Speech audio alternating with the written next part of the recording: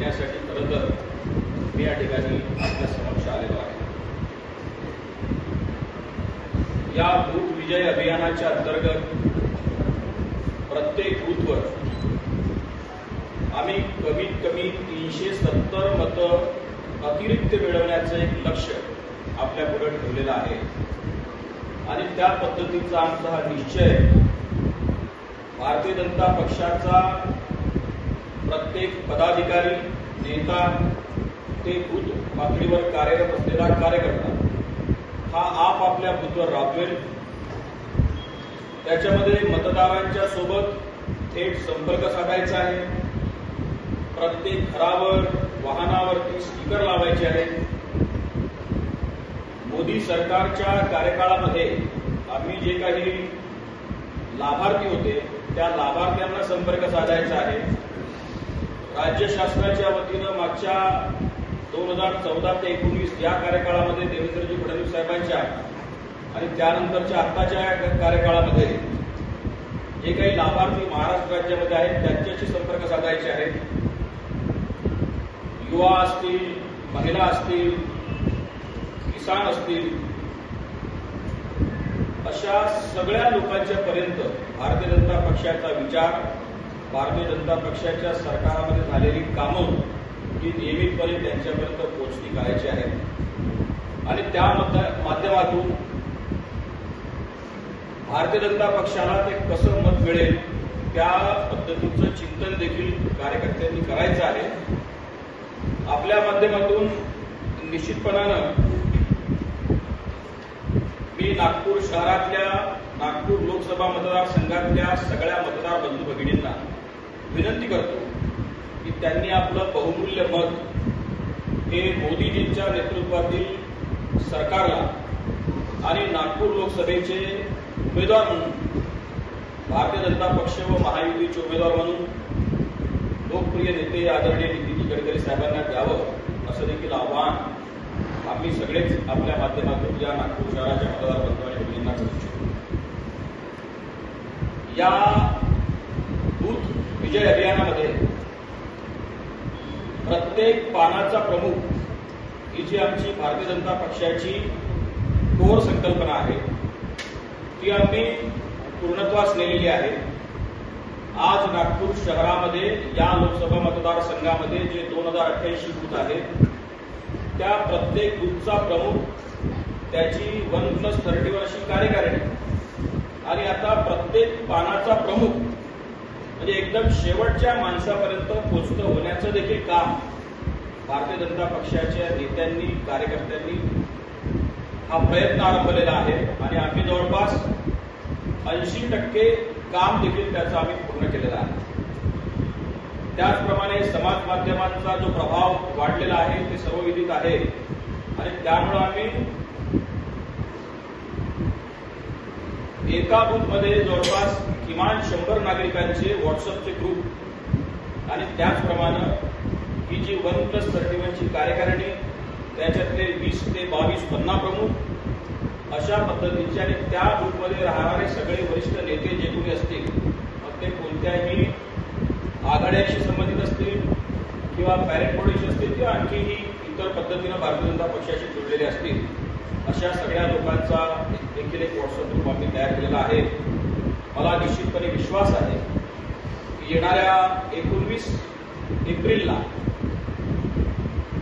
नागपूर शहरातून नितीनजी गडकरी साहेबांसारखं सक्षम नेतृत्व, दूरदृष्टीचं नेतृत्व, ज्यांनी नागपूर शहरामध्ये एका विकासाचे वेगळ्या उंचीचे परिमाण स्थापित केलेले आहेत अशा पद्धतीचं दूरदृष्टीचं भ्रष्ट नेतृत्व निश्चितपणाने निवडणूक जिंकेल आणि केंद्रामध्ये देखील मोदीजींच्या नेतृत्वातलं सरकार 4 जूनच्या निकालाच्या नंतर दिसेल असा विश्वास मी व्यक्त करतो। आणि महाराष्ट्रामध्ये देवेंद्रजी फडणवीस साहेब आणि चंद्रशेखरजी बावनकुळे आमचे प्रदेशाध्यक्ष साहेब आहेत, त्यांनी जो संकल्प सोडलेला आहे की आम्ही 45 पेक्षा जास्त जागा जिंकू। आज या पिढीतल्या लोकांच्या ज्या काही सूचना किंवा जे काही फीडबॅक आमच्याकडे आलेले आहेत त्यावरून आज असं निदर्शनास येत आहे की जवळपास आम्ही 48 जागा भारतीय जनता पक्ष, एकनाथ शिंदे यांची शिवसेना, अजित पवारांचं राष्ट्रवादी काँग्रेस पक्ष आणि आमच्या या महायुतीमध्ये सामील असलेल्या सगळ्या पक्षांचे 48च्या 48 जागा जिंकण्याची स्थिती आज महाराष्ट्रामध्ये आहे. त्याबद्दल मी आपल्या सगळ्यांना देखील या जनतेला धन्यवाद देताना आपल्याला देखील मी धन्यवाद देऊ इच्छितो. धन्यवाद. सर, माझा एक प्रश्न आहे. तुम्ही प्रदेश प्रवक्ते आहात, त्यामुळे आता नुकतंच तुम्ही आता हे आव्हान केलेलं आहे मोदीजींच्या नेतृत्वामध्ये. नागपूर लोकसभा मतदारसंघामध्ये तुम्ही उमेदवारासाठी गडकरीजीसाठी तुम्ही मत मागता आहे, विनंती केली तुम्ही नागपूरच्या मतदारांना.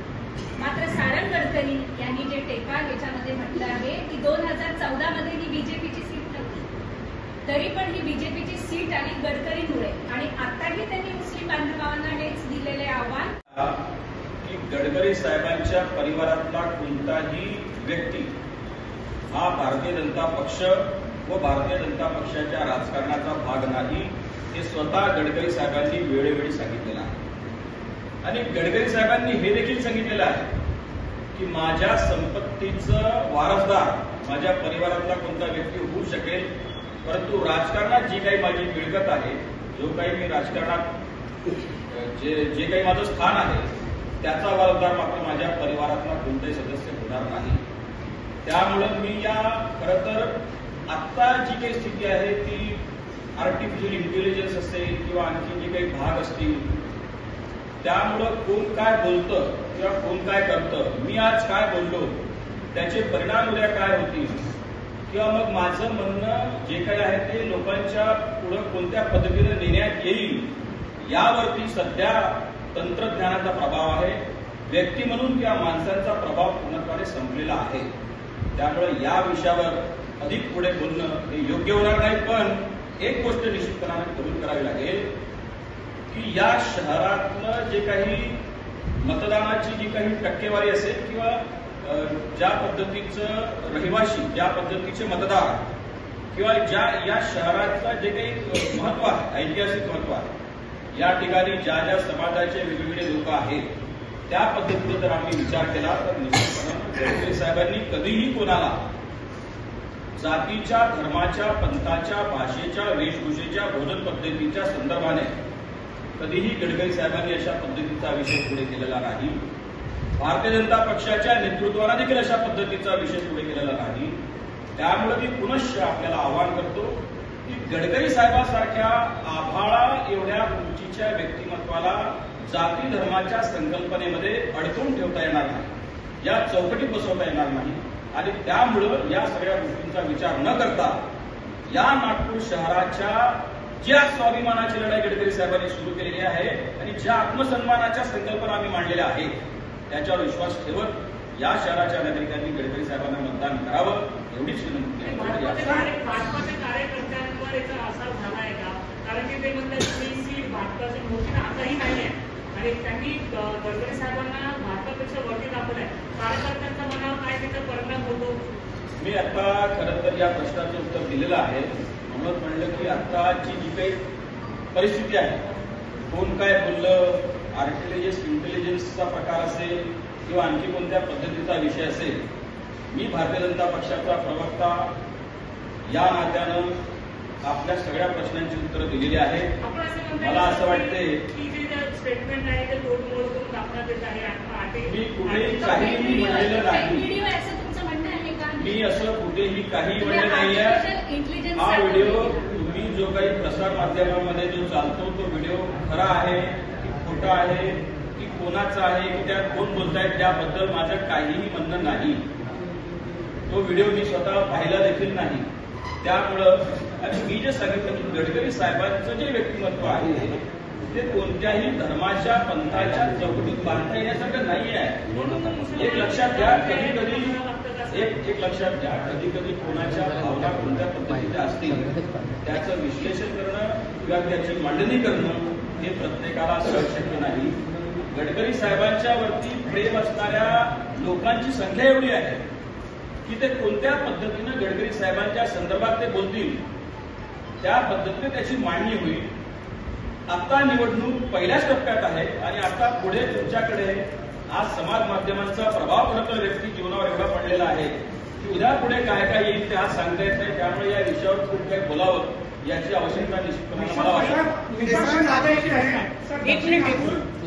भाजपचा गड आहे काय दक्षिण नागपूर जो आहे तो विशेषतः भाजपचा गड आहे आणि विशेष म्हणजे जो सावित्रीबाई फुले नगरचा जो परिसर आहे तिथे भाजपचा मोठा वोट बँक आहे आणि त्याच परिसरातून संदीप जवळपैकी नगरसेवक म्हणून निवडून आले. मात्र तिच्या 5,000 लोकांना निवडणुकीवर बहिष्कार टाकण्यात आला आहे. सर, भाजपची सत्ता असताना त्यांना जर निवडणुकीवर बहिष्कार टाकण्यात आला असेल तर या संदर्भात काय आहे? फक्त दक्षिण नागपुरात भारतीय जनता पक्षाचा गड आता नाही आहे. संपूर्ण भारत देश भारतीय जनता पक्षाचा गड झालेला आहे. नागपूर शहर भारतीय जनता पक्षाचा गड झालेला आहे. महाराष्ट्र राज्य भारतीय जनता पक्षाचा गड झालेला आहे. तुम्ही ज्या विषयाच्या संदर्भाने आज मला विचारणा करताय त्या विषयाच्या संदर्भाने मला काहीही माहिती नाही. त्यामुळे त्या विषयाची माहिती घेतल्यावरच मी आपल्याला या आताच्या पत्रकार परिषदेत निशांत साहेब, एक माझा प्रश्न आहे. पदवीधर मतदारची निवडणूक होती त्या दरम्यान तुम्ही म्हणालेले होते की संदीप जोशी हे बहुसंख्येने पदवीधरां त्यांच्या सोबत आहेत म्हणून आणि इथेच तुम्ही पत्रकार परिषद घेतलेली होती. आताची जी निवडणूक आहे ती आताची निवडणूक सुद्धा म्हणजे एक संभ्रमात झालेली आहे. विशेष शाखेची एक म्हणजे सर्वे झालेला आहे की विकासाच्या कडे नसून जातीच्या राजकारणावर ही निवडणूक होणार आहे आणि भाजपचेच काही जे नाराज जे आहेत ते काँग्रेससाठी काम करत आहेत. यावर तुमचं काय? पहिली गोष्ट, भारतीय जनता पक्षामध्ये कोणीही नाराज नाही. वरिष्ठांपासून पन्ना प्रमुख आणि त्या पलीकडचा देखील कोणताही कार्यकर्ता भारतीय जनता पक्षामध्ये नाराज असल्याची माहिती आमच्यापर्यंत अद्याप आलेली नाही. आता विशेष शाखेचा ज्या काही सर्वेच्या संदर्भाने आपण हे सांगता ते जरा विशेष शाखेलाच बोलू द्या. या विशेष शाखेच्या ज्या काही संकल्पना असतील, जे काही सर्वे असतील त्या संदर्भाने आपण तुमच्याकडे जे काही फिडिंग आलं असेल ते फार वेगळ्या पद्धतीचं असेल, तुमचे सोर्सेस संबंध असतील, त्यामुळे त्या विचार मी काही बोलू इच्छित नाही. फक्त मी एवढं निश्चितपणाने सांगू शकेन की भारतीय जनता पक्षानं मागच्या 10 वर्षाच्या मोदीजींच्या कार्यकाळामध्ये राज्यामध्ये 2014 ते 2019 मध्ये देवेंद्रजी फडणवीस यांच्या कार्यकाळामध्ये मुख्यमंत्री म्हणून आणि आता उद्धव ठाकरे यांच्या कार्यकाळाच्या नंतर भारतीय जनता पक्षाचं आणि महायुतीचं जे सरकार महाराष्ट्रामध्ये आहे त्या सरकारच्या कार्यकाळामध्ये आम्ही कोणाचीही जात बघितली नाही, धर्म तपासला नाही, गरजूंना मदत करण्याचं काम गडकरी साहेबांनी केलेलं आहे. जाती धर्माच्या अपरोक्ष त्याच्या पलीकडे गडकरी साहेबांची नुसती प्रतिमा त्यांनी गेली नाही तर ती प्रतिमा त्यांची तयार झालेली आहे आणि ती भूमिका ते जगलेले आहे. त्यामुळं नागपूर शहरातली जी काही 22.5 लाख मतसंख्या आहे ती एवढी चाणाक्ष आहे, हुशार आहे, सुज्ञ आहे. त्यात तुमचाही समावेश आहे, म्हणजे सगळ्यांचा समावेश आहे की ते जाती धर्माच्या संकल्पनेच्या पलीकडे जाऊन एका दूरदृष्टीच्या नेत्याला निश्चितपणानं त्याच्यावर विश्वास दाखवत आपलं बहुमूल्यमत त्यांच्याकडे देतील. हे राज्य आता काँग्रेसनं एक लक्षात द्या, काँग्रेस किंवा तत्सम पक्षांनी आजपर्यंत जाती धर्माचे पंथाचे गणित लावलेले आहे. निवडणुकीला सामोरं जाताना, बरं झालं तुम्ही हा प्रश्न विचारला, निवडणुकीला सामोरं जाताना काँग्रेसनं नेहमी सांगितलं की या जातीचे एवढे मतदार आहेत, त्या जातीचे तेवढे आहेत, त्या जातीचे तेवढे आहेत. अशा संकल्पनातून नागपूर शहराला आम्ही कोणत्या दिशेनं नेणार आहोत याचं चिंतन आणि विचार करण्याची देखील गरज सगळ्यांकडे आहे. त्यामुळं मी फक्त आपल्याला आपल्या माध्यमातून अशीच विनंती करेन की हा प्रकार महाराष्ट्रातून देखील संपलेला आहे, नागपुरातून फारच घुळीस मिळालेला आहे. त्यामुळे गडकरी साहेबांनी ज्या पद्धतीचं काम केलेलं आहे त्या कामाकडे पाहूनच नागपूर शहराची जनता मदत करेल, गडकरी साहेबांच्या विश्वासाला पात्र ठरेल, गडकरी साहेबांवर विश्वास दाखवेल आणि आपलं मत देईल. आणखी जर तुम्हाला खूप खोलात जायचं असेल तर माझं तर आव्हानच आहे काँग्रेसवाल्यांना की त्यांनी जे काही आपल्या सत्ता काळामध्ये किंवा मग तुमच्या उमेदवारांना देखील त्यांच्या या 5 वर्षाच्या सत्ता काळामध्ये त्यांच्या मतदारसंघामध्ये जे काही कामं केलेली आहेत त्याची श्वेतपत्रिका त्यांनी काढली पाहिजे. सर आमच्याकडचा सामान्य नगरसेवक देखील आपलं पुस्तक काढून सांगतो की आम्ही ही कामं केलेली आहेत. एक प्रश्न अजून आहे. आता गडकरी साहेब म्हणजे देशाचे नेते आहेत.